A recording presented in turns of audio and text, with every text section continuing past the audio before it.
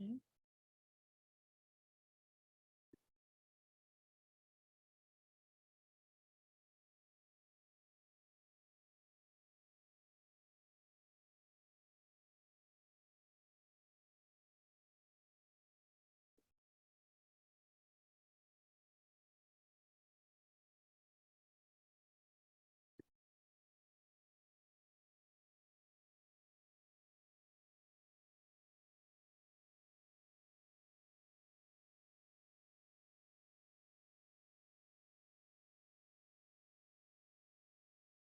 Okay. All right. Assalamu alaikum, everyone. Welcome back to another episode of Sunday Stories. I am your host, Sister Naeemah Khabir, or today you can call me Hajjah, Sister Naeemah Khabir. And I'm an administrator for Black American Muslims born and raised, better known as BAMBAR. And today is Sunday, November 20th, 2022, or the 26th of Rabiul Akhir, 1444. Before I introduce today's guest, I would like to welcome all the new Facebook members in our group, BAMBAR, those who have joined within the last 3 or 4 months. I just want to say welcome on behalf of the BAMBAR administration. And I would also like to welcome all of our non-members who are watching on our fan pages, on Facebook, those who are following us on Instagram.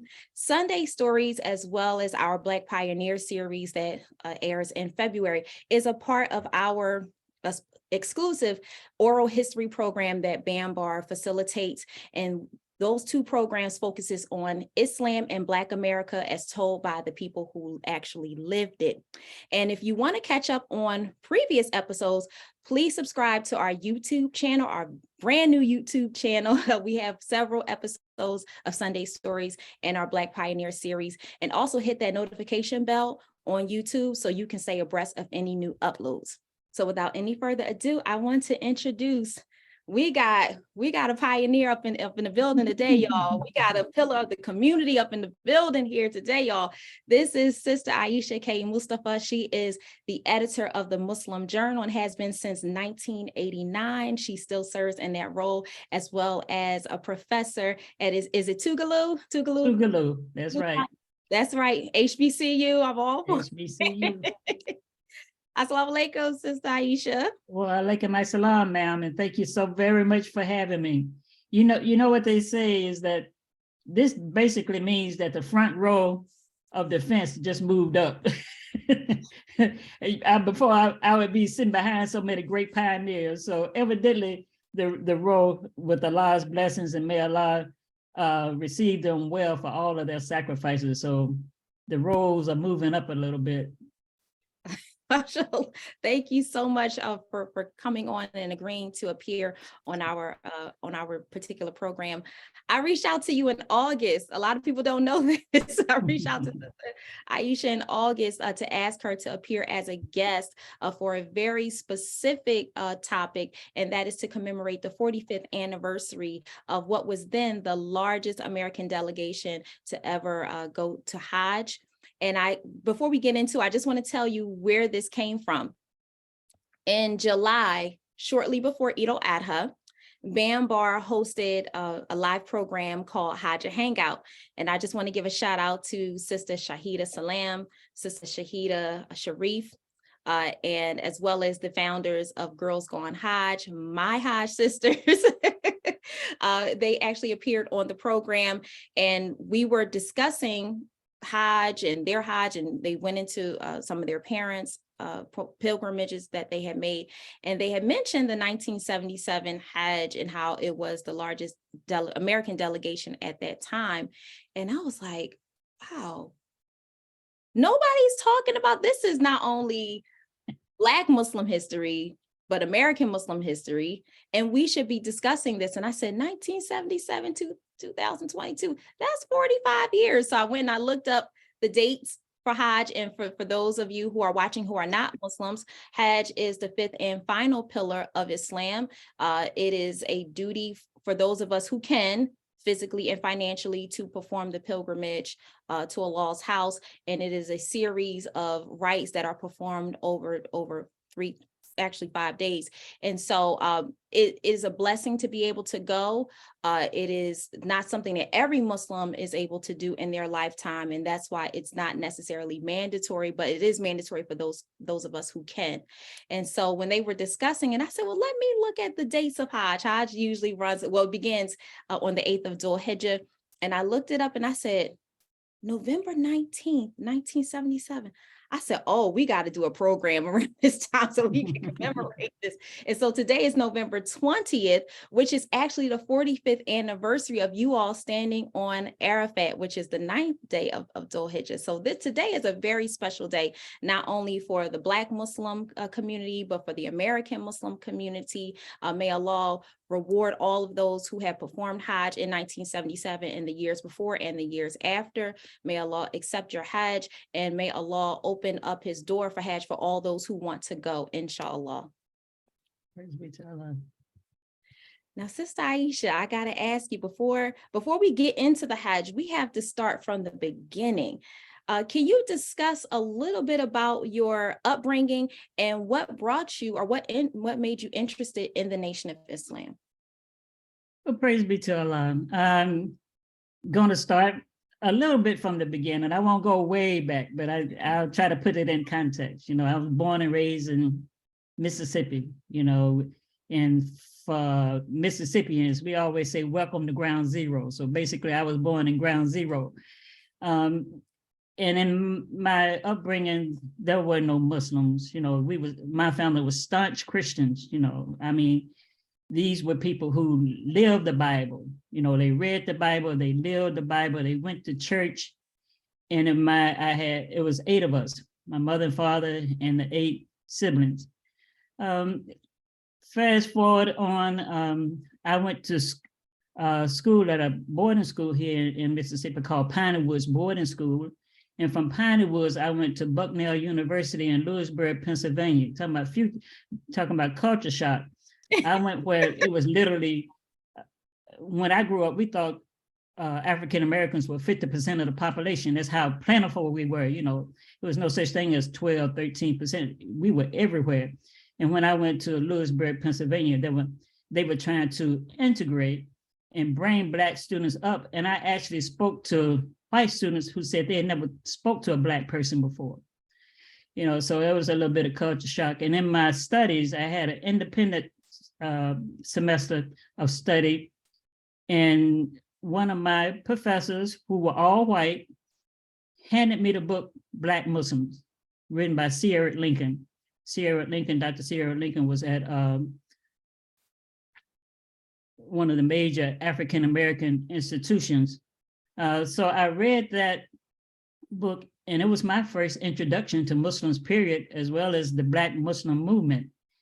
And so in giving my report, I told him I can understand the movement, I can understand the protest in it, I can understand the grievances that were expressed and addressed by the quote unquote Black Muslims, but I hadn't quite caught on to the undercurrent religious aspect. And that was an undercurrent that was promoting, because you have to understand the objective of the Nation of Islam and the Black Muslim movement was to break the yoke of white supremacy. And that's no small undertaking. You have to really understand what the yoke of white supremacy represented. That's why, even though we had the right to vote, we were still struggling in 1965 just to get to the polls. You know, white supremacy reigned. And when I grew up as a child, in literally every African-American household in the South, there were pictures of Christ Jesus on the wall as your God and Savior. And it was a white face. And sometimes it would be blonde hair, blue eyed. You know, they did whatever they wanted to do with the pictures of Jesus Christ to represent the Nation of Islam language we kept, to represent your slave master, as well as those who oppress you, your oppressor. So that I had those issues growing up, you know, growing up in the struggle that my parents were in the forefront of in Mississippi, going to a white school, and then being exposed to Black Muslims at a white school. When I left there, I came to Atlanta, Georgia, which was a predominantly booming Black commodity economy. Atlanta was really taking off. That was 74. But at the same time, there was, even among the young degreed African Americans, and some not so degreed, some of them just straight out street, there was this conversation and discussion about the Nation of Islam, because Dr. King had been assassinated.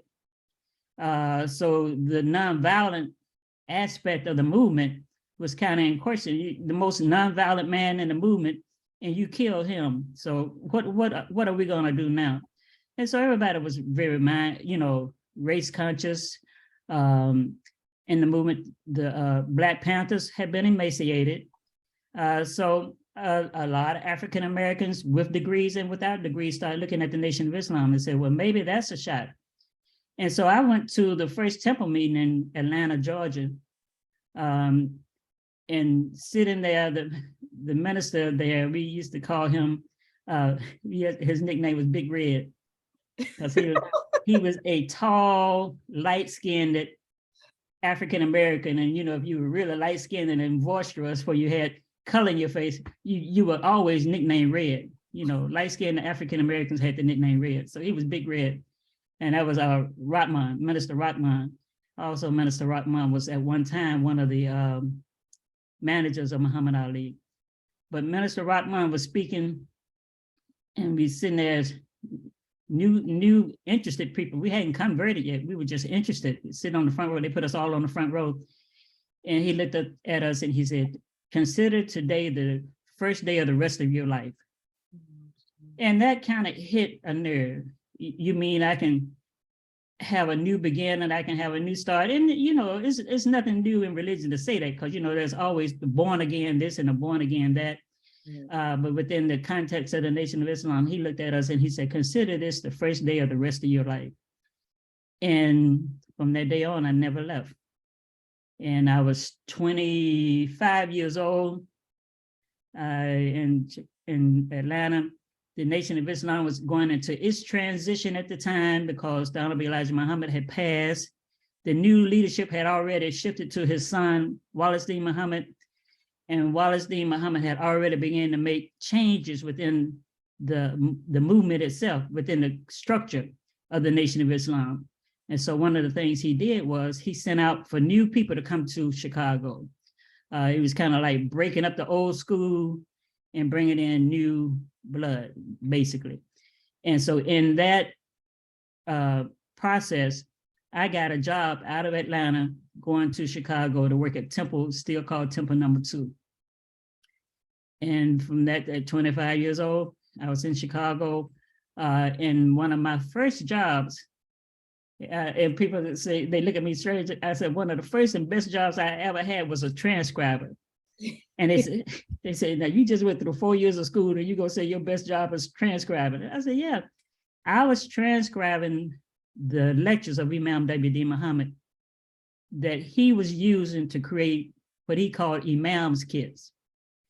He was teaching the former FOI leadership, what we call the captains and the ministers. He was transitioning them into the idea of being imams. So these lectures were being developed to impress upon the brothers that you're leaving the Nation of Islam concepts and you're moving into al-Islam, and his teachings was that doorway. He was showing them how to make that transition.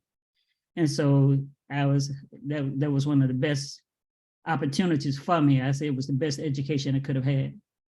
Now we have to shift a little bit, because I want people to understand, and I had to learn this when BAMBAR first started in November of 2020. We're actually creeping up on our 2-year anniversary. BAMBAR is composed of 600 plus members. We are mostly second generation, but we do have some third and fourth generation Muslims in the group, where the majority of our parents had come from Christianity to Islam. And they had come into Islam through various movements. Not everybody's parents came through a movement, but a lot of them came through the Nation of Islam into Imam Warith Deen Mohammed's community, the Darul Islam movement, the Ansar community and the Islamic Party in North America, the Tablighi Jamaat. And I can tell you, as someone who is a Dar baby, when I saw documentaries about the Nation of Islam and Imam Warith Deen Mohammed's community, it sounded as if when he took over, when he became the leader, that everyone just went with him and that it was this smooth transition. And it wasn't until BAMBAR got started and I got to be able to, converse with other people in the group whose parents who were former members of the Nation of Islam, specifically Hakeem Sabri and Abu Naeem, shout out to y'all, where I learned that this shift actually caused some issues in some families where there was one spouse who wanted to stay with the nation, which had now been disbanded, and then another spouse who wanted to go under the leadership of Imam Warith Deen Mohammed. So I think that's important to recognize, especially for those of us, like I said, whose parents don't come from the nation and just on the outside looking in, that this transition, while a lot of members did go with him, that it did cause a rift in some families and in some communities. So I just wanted to point that out. So when you took Shahada, this Imam Warith Deen Mohammed had already become the leader. When I actually took Shahada, yes, I was in the transitioning period, when I was in Atlanta, I had began to be around Muslims. I was thinking about it ever since I got that book on Black Muslims. It had been crossing my mind as something to consider. But by the time I had made up my mind to join, Imam Muhammad had already become the new leader of the community in early February 1975. I would say my mindset began to shift in late December 74. Okay. Yeah. And can you tell me, what was your family's reaction to you becoming a Muslim? That's interesting. Okay, I laid out that I came from a staunch Christian Mississippi family, right? 8 siblings. And you have to understand one thing about the South, and even still today, there's family hierarchy, right? If my parents were away, the oldest sibling, the next person in line took charge. And you responded to that person as if they were your parent. What they said goes, and it's 8 of us. I'm number 7. So I do what I'm told to do, right? Low the totem pole. I'm way down the totem pole. I had one younger brother, but by the time everybody else was gone, he said, that's over with. He wasn't even listening to it anymore. But the hierarchy of the family, it was like, I come home from college. I had I had just come out of college when I made the transition. And I announced to my all Christian family and siblings, guess what? I'm going to be a Muslim. And so my siblings looked at me like, who told you could change your religion? Like, did nobody give you permission? And then my mother was staunch Christian, and God rest her soul and have mercy on her soul for all of the good. And for my parent, say not a harsh word towards your parents, as the prophet told us. Do not even say shoo towards your parents, even if they are of another faith or another religion, as long as they are your parents. You respect the wombs that bore you. So every time I walk in the room, my mother would, all of a sudden it would be prayer time. Let's pray, And then, but my father he was always a kind of a methodical person. He was real entrenched into the civil rights movement, and they had to make strategic decisions. So he sat down with me, and his strategy, I guess, was to pick my brain to see where I'm coming from. And so he's questioning me, and I always tell people, the FBI didn't have no kind of interrogation like my daddy did. When it comes to being interrogated, my daddy did a good job. And he went through step-by-step things that he thought I should be concerned about. And then he finally said, girl, don't you know there'll come a time when you die and you go before God and you have to answer to what you do in this life? In other words, he believed in the next life, as do Muslims, but he wasn't aware that Muslims had that tenet. We believe in the hereafter. And so I said, yes, Daddy, we also believe in the hereafter, and that our deeds follow us, and we have to respond to God for what we did on earth. And I could see all of his tension, all of his concern just like washed away. And he'd sit back in his chair and he didn't ask me another question. So I said, I made it through that one. I'm good. Yeah. But So I'm still the only sibling out of 8 that converted. I had one sister who was considering it, and she's named all her children Muslim names, but she never made that decision for herself. it's funny that you mentioned that, because that was very popular in the 70s and the 80s and even into the 90s, where you have Black Americans who are not Muslims. They may be Christians, or they may be people who don't necessarily adhere to religion or anything like that, but they love giving their kids a Muslim name. Yeah. Look at all the rappers you have out there with Muslim names. Right. That's true. I mean, when I think about some of my classmates, they Hakeems and Rashidas and Laylas. Layla, yeah. Because they love the Omar's popular, yeah. They love the meanings of it, even if they don't necessarily or become Muslims. But I think that those are, without the kids knowing, even without the parents knowing, it's like an early dawah to those kids. Now, that was one aspect of the Nation of Islam that I think permeated throughout African Americans, was that shedding yourself of the slave masters' names, and they had the process of, when you became a member of the Nation of Islam, you replaced your surname with an X. Now, my family really didn't like that, what's that X thing about? But for the Nation of Islam, it meant your ancestors didn't come from Africa as Jones and Smith and Roberts and these European names. So you replace that European name that represented those who enslaved you. And at that time, you just put an X there. So, you kept your first name. And if it was 4 people in the temple that had the same first name, then they were X1, X2, X3, X4. You just added a number to your X when you came in and what order you fell in. But I think for the culture to shed ourselves of, quote unquote, the slave masters' hold on us, as well as the breaking of the white supremacy yoke, was a very important aspect of that Nation of Islam movement.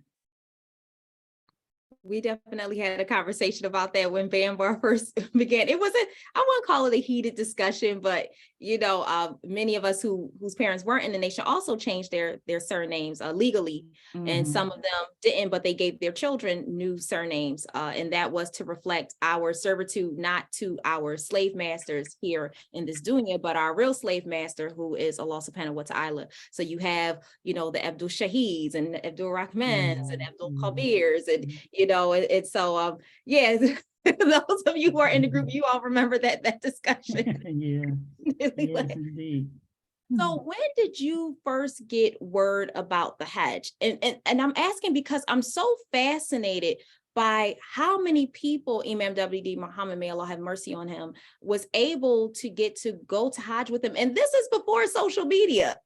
So how did you get word of the Hajj? Well, I had already moved to Chicago. I came to Chicago in 75 at 25 years old. So I was already working at the temple on Stone Island at that time. And so Imam Muhammad had begun to make so many transitional moves within the Nation of Islam. Before we didn't have, Ramadan was always in December, because it was, the aspect was to counteract Christmas. In the Christmas activities and the short days, Ramadan was always in December. So when Imam Muhammad came in, he started us fasting during Ramadan with Muslims worldwide in the chain of whenever Ramadan fell within the year, we fast. Then he began to implement more and more the Muslim traditions that were not part of the Nation of Islam tenets into our daily lives. And he began to talk about Hajj more and more. And one of the discussions then was, some of the criticisms were, so y'all are gonna join this Arab religion now, right? So Islam is the Arab religion. Forget about the white religion that we come out of, Christianity as being a white religion, but now the criticism, oh, y'all going to join the Arab religion. So in his teachings about al-Islam's history, he began to talk to us about Bilal, the first Muezzin, and other figures within Islam. You know, Hagar was very important to us. And in building that up and doing all the other tenets, the 5 pillars, that was Hajj, of course. And so he wanted to make a great impact on us going to Hajj as a collective group with his leadership. And it was about 300 and some people at the time, a little over 320 people that went to Hajj that November in 77. And working around the temple, I heard about this delegation was building and building and building. And I just said to somebody one day, can I go? And they said, yeah, you can go. And I managed to work my way into the delegation and made that first Hajj. And it was eye-opening. You know, for some, when we talk about Malcolm's first Hajj, we talk about the idea that Malcolm saw white Muslims, you know, the first time. But our thing was that we saw Black Muslims also on Hajj and not just Arab Muslims. So the concept was our horizon expanded because there were so many African Muslims throughout the world that we hadn't been in touch with either. And especially the concept and the ideas about Hagar, because, you know, of course, when you make Hajj, everybody walks. That's right. Lightly runs in the footsteps of Hagar. So that was really a resonating concept with us, is that your mother Hagar is part of the Hajj, and it helped in our transitioning, coming out of a Black movement into the true Islam, but also feeling that we belong. So that was a sense of allowing us to belong to this quote unquote, basically new religion for us. Thank you for mentioning that, because I think when we talk about Islam globally, even here in the United States, which has a very racially and ethnically diverse ummah, is that Black Muslims have always been a part of this story of Islam, always. You know, we're not new to this, we true to this, okay? And so, you know, I'm glad that you mentioned that, because I could see coming from a movement and then coming into what is the Arab religion, and you even hear this today, you know, that's some of the criticisms about African-American, Black American Muslims, is that we're following an Arab religion, and you know, the Arabs were enslaving, you know, Africans, and why are we following this religion? But Black Muslims, we have always been a part of this story of Islam from the beginning up until, you know, the Sahaba of the Prophet sallallahu alaihi wasallam. Now, I wanted to ask you, because I'm so fascinated that in 2 years from going from the Nation of Islam to true Islam, or what they call Islam proper, that you all picked up these 2 pillars. So now you're fasting during Ramadan, during actual Ramadan, and you are embarking on this pillar of Islam, which is probably the most difficult pillar to fulfill, because although it's a one-time thing versus Salat, which we do every day, and the Zakat that we're paying every year and all of that, but Hajj is difficult even now in 2022. So I can only imagine in 1977. Can I ask you, how much was it? Do you remember? I do not remember. I do not remember. But I went on an open prayer, and I really went without a true idea how much money I was going to need, because I basically ran out of money about 2 days into my trip. And some of my delegation helped me out. But it was such a life-changing experience, though, you know, and the desire to become was so intense for all of us. And so we knew we were representing ourselves, but we were also representing our transitioning community. And Hajj itself has such eye-opening experiences. You know, first thing you tell everyone when you go to Hajj, when you come back, you say, now, you know, this is not a vacation. You're not going to make a vacation. Hajj is not a vacation, you know. And then the experiences on Hajj, you really have to understand what you are experiencing. There are many experiences that hard to explain or define. I was going on Hajj just for myself, and I was going to sit in a corner and pray and read Quran all day and just be at peace. And in the group of 300, one of the lead sisters looked at me and said, my name at the time was Elvie. I hadn't changed my name yet. She said, Elvie, you need to lead such and such group. So they broke us up into groups. And she said, Elvie, that's your group. My response was, I don't want a group. I don't want a group. I just want to make a Hajj. So it wasn't for me to decide. So that added responsibility in the midst of what you're trying to achieve for yourself just lets you know how things will unfold on Hajj that you don't anticipate. And it was such a moving, emotional, spiritual journey until it literally changed my life. Now, also, when I came home from Hajj, I was sick for 3 weeks, you know. With the Hajj call? With the Hajj, literally a Hajj, it really knocked me out. I couldn't go back to work for 3 weeks. Yeah. So when you all, what did you all do to prepare? Because I mean, 300 people in a group, that is a huge undertaking, and there was no internet at the time, so you're just going basically what on books and lectures. How did you all learn the rites? Oh, well, that was part of Imam Muhammad's leadership structure. But also remember now, Dr. King's March on Washington with 200 and some thousand African Americans. There was no internet, there was no TikTok, there was no Instagram, there was no Twitter. But those 250,000 African Americans got to DC all at the same time with the same concepts and ideas.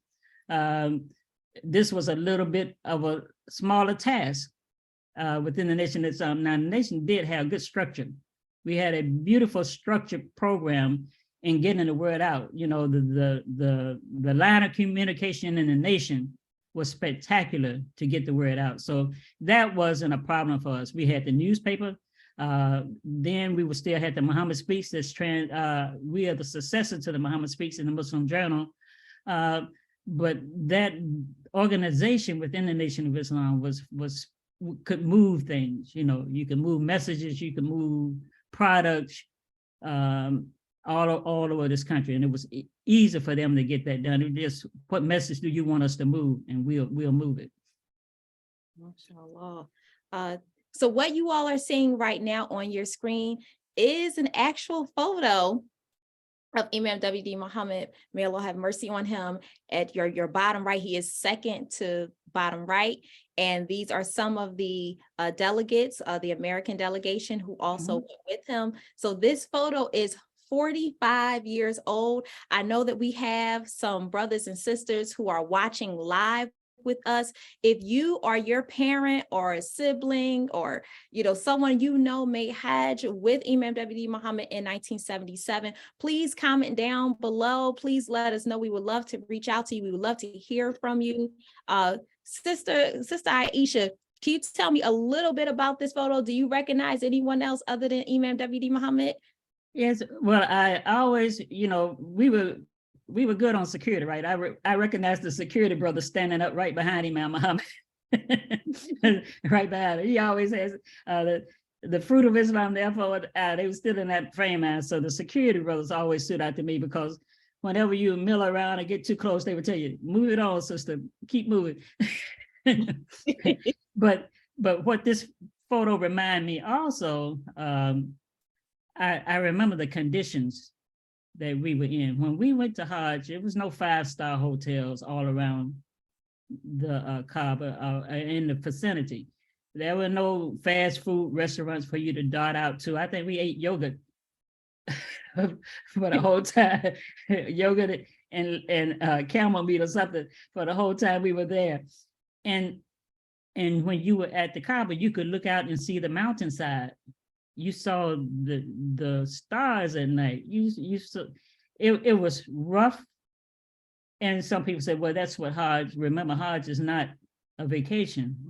Staying out in Mustafa and going to Arafat, all of those rituals within the Hajj supposed to give you a certain experience that doesn't include ease or luxury. So I kind of get disheartened when I think about 5-star hotels. I said, no, you need to have to get up in the morning and get a shower before the water stops running, you know. And when we went to Hajj, because the water pressure wasn't good, you know, so everybody had to jump up and get those showers in, because once the whole settlement starts moving, you may not get the water pressure, you know. So I really cherish the authenticity and the struggle, the physical struggle, and you did that all while keeping your mind on the presence of Allah, that this was an invitation from your creator to come to his house.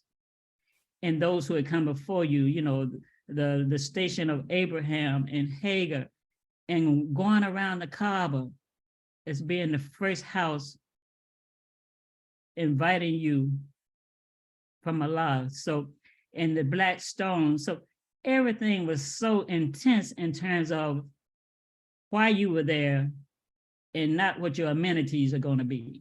You know, that was, you didn't even expect it, let alone that it was going to be available. Even if you had wanted it, it just wasn't going to happen, you know. So the rawness, I guess, is the best word. During that 77 Hajj, I really cherished it. Yeah.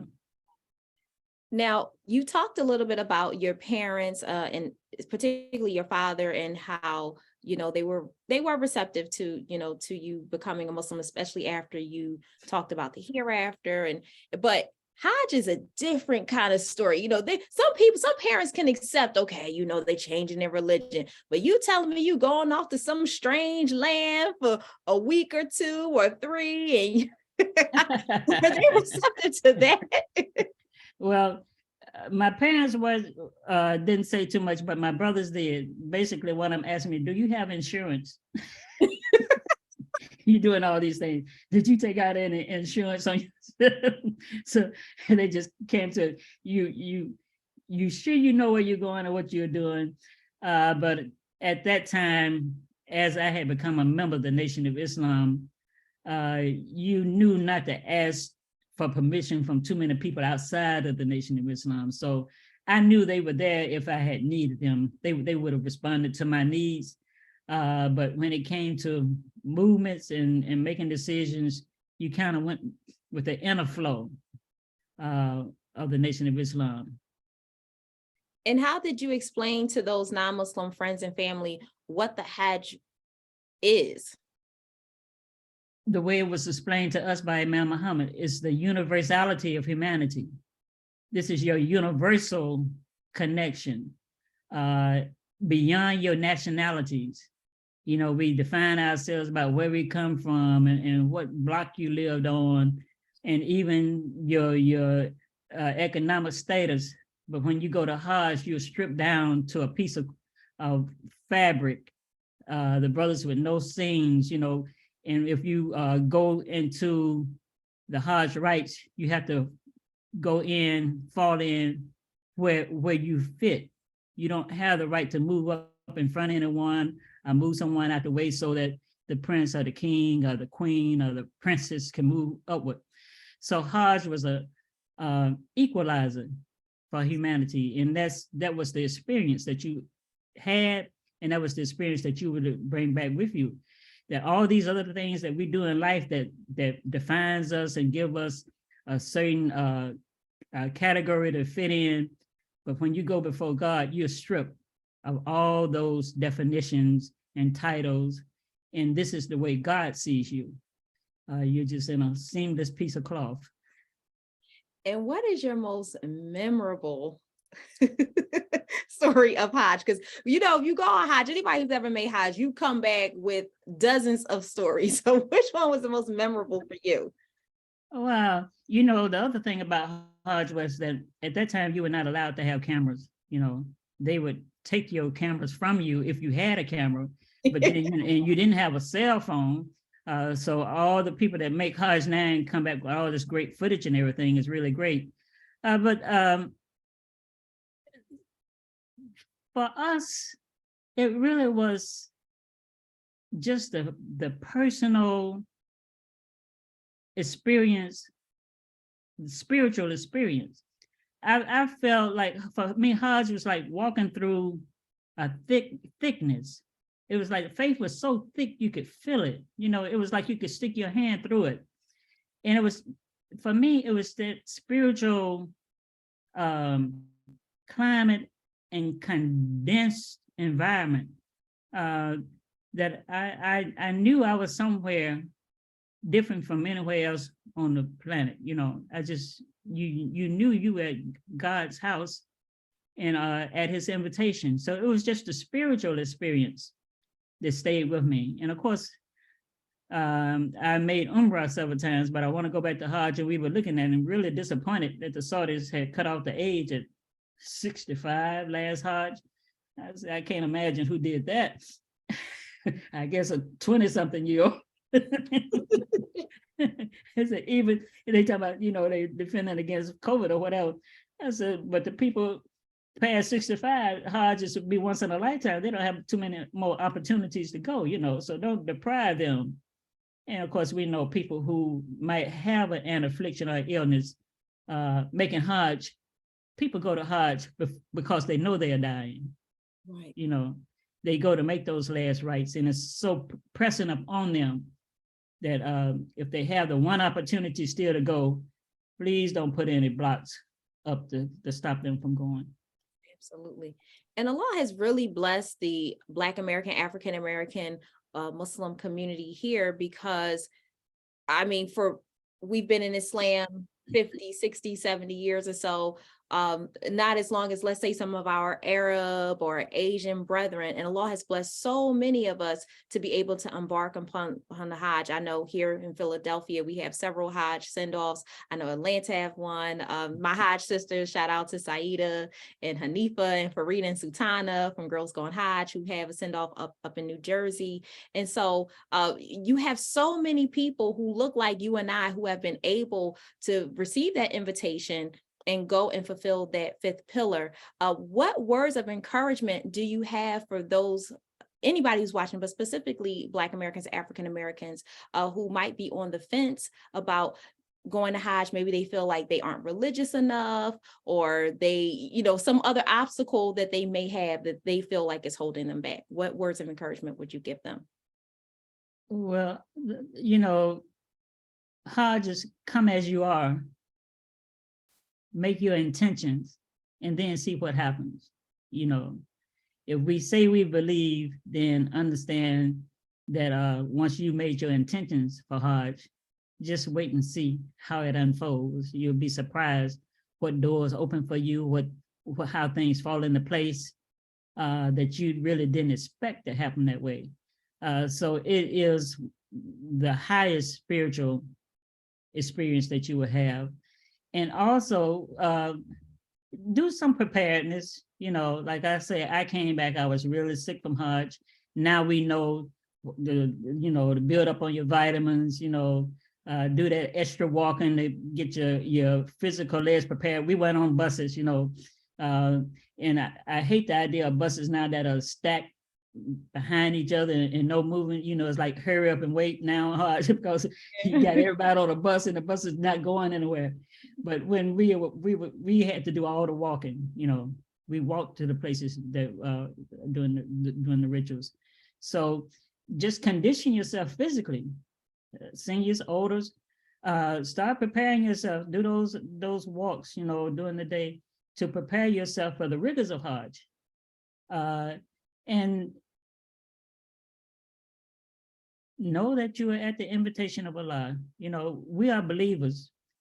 And if you truly believe, Hajj is intended for you to cleanse, to do that cleansing. And we all go before Allah with something. Allah said, if he was to extract punishment on the whole world, nobody would be without sin. Everybody would have, even those who think I have no sin, that's a sin, because your arrogance, your extreme piety, your arrogance has just gotten in the way of your faith. So if it's on your mind to make Hajj, if it's on your heart to make Hajj, just make your intention to yourself, and Allah hears you. Okay, and then just when you see things opening up, I can put those few dollars away there. I don't have to buy that. I can put that in my Hajj fund, and talk to people, group with people who you see who have the same intentions, and the doors will open. I can testify to that. Anybody who's ever gone, they know the moment that you make those intentions, the money start coming in, you checking your account like, did I pay my bills? Because I see some extra dollars up in here. Now, I have to ask you, because today is the 45th anniversary of you and everyone who made Hajj in 1977, standing on Arafat. And I don't want to get too personal, too much into your business, but I have to ask, from 45 years ago, what du'as have you seen manifested? The du'as that you made in 1977 that you've seen manifested from then until now? Well, I've been a worker ever since the day I walked into the Nation of Islam. Like when I came in, that first job I had was transcribing in my 20s, and I have been working within the context of the Nation of Islam ever since. And every milestone that this community has made, I've witnessed it up firsthand, been there with those who witness it. And so to see the transition from the Nation of Islam to Islam proper, for me, was a miracle. In my non-Muslim days, we would have words like magic. That was like magic. It was like a magic trick when somebody snatched the tablecloth off the table and all the dishes were standing, and it just goes to show that Allah's will was being done. We came through all that Black Muslim, all that nation building, all the restrictions, because the Nation of Islam, even Latino Muslims, no white Muslim, not even African Muslims could be a member of the Nation of Islam. Elijah Muhammad's concept was, we have these people who came out of the heritage of slavery that really need to be psychologically worked upon. And then you see him doing that diligence to get our minds right and our hearts right, and to think of us as equals with other human beings, and not as insufficient in some kind of way, second-class citizen. And to see that whole movement go through those rigors to then find the true religion, that was a miracle. It's still one of the miracles among miracles. Even if everybody didn't make the transition, we lose some.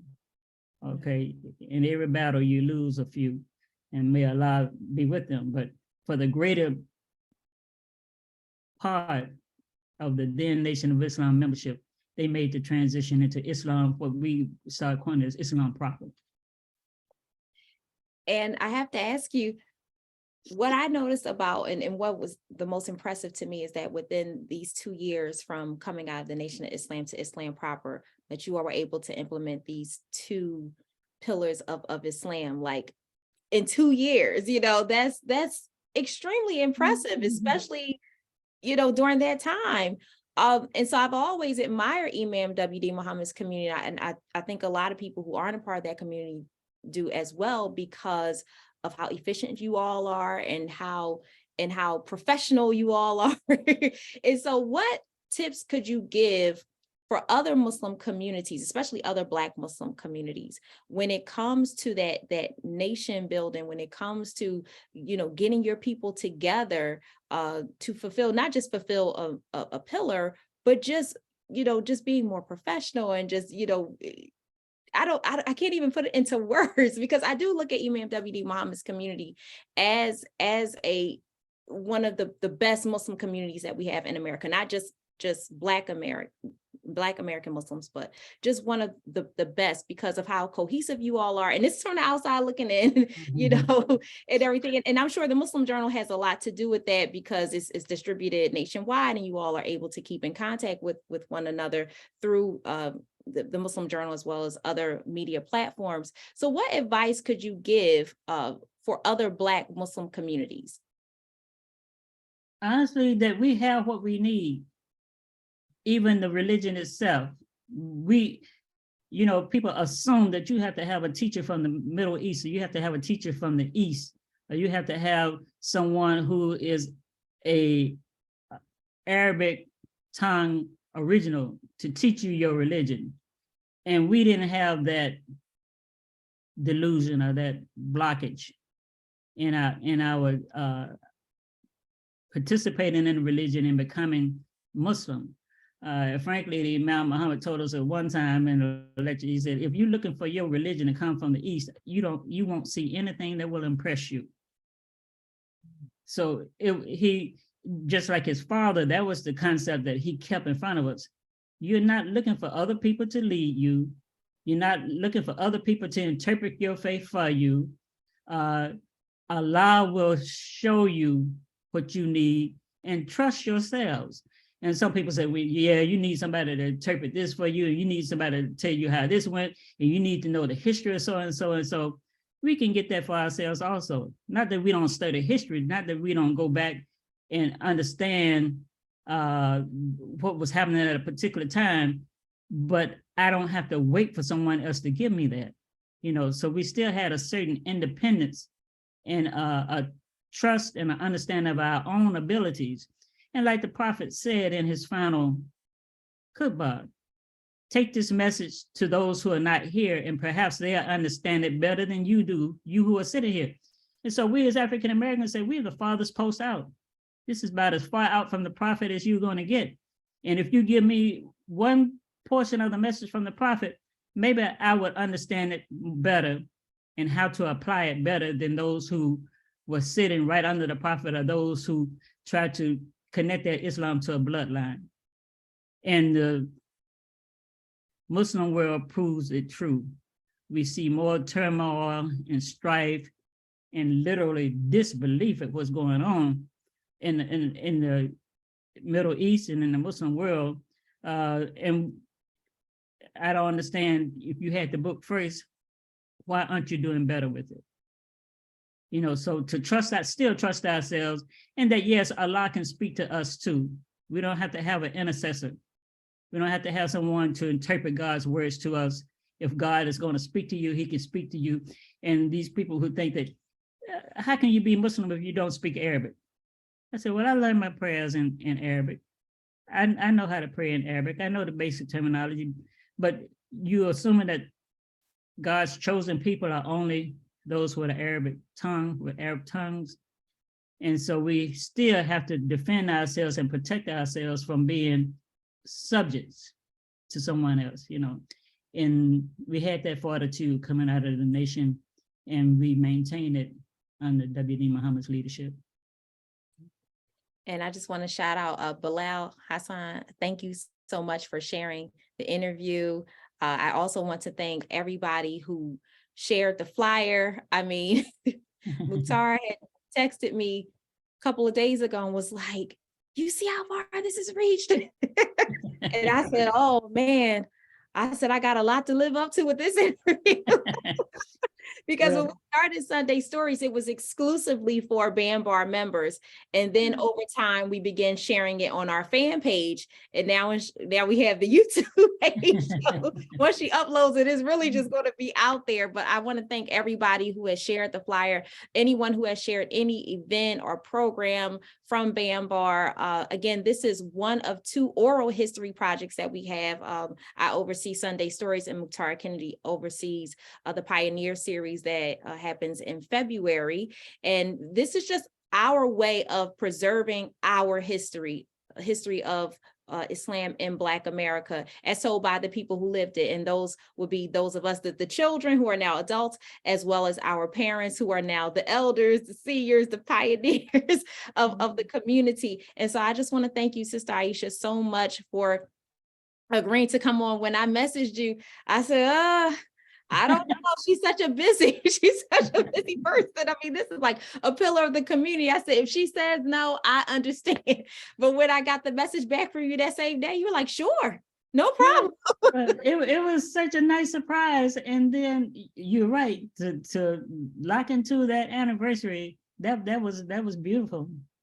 That's all laws work. all the laws work. Because I also made Hajj in November.